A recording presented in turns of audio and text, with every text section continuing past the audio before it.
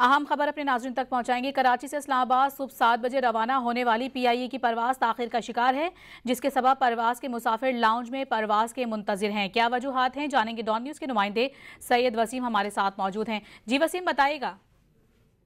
जी बिल्कुल, देखें PIA की कराची से इस्लामाबाद की PK 300 ये परवाज है, जिसको सुबह 7 बजे कराची से इस्लामाबाद के लिए रवाना होना था।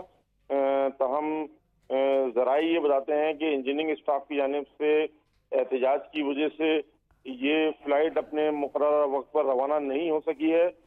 ताखीर के सबब परवाज के जो मुसाफिर हैं वो लाउंज में कई घंटों से परवाज के जाने के इंतजार में है, और अब जो है वो सरापा एहतजाज हो चुके हैं। बड़ी तादाद में ये मुसाफिर अपना एहतजाज जो है वो रिकॉर्ड करा रहे हैं, और इनका ये बताना है PIA इंतजामिया का कि ग्राउंड स्टाफ की जानिब से परवाज की जो रवानगी है उसका वक्त 11 बजे बताया गया है कि अब परवाज जो है वो 11 बजे रवाना होगी।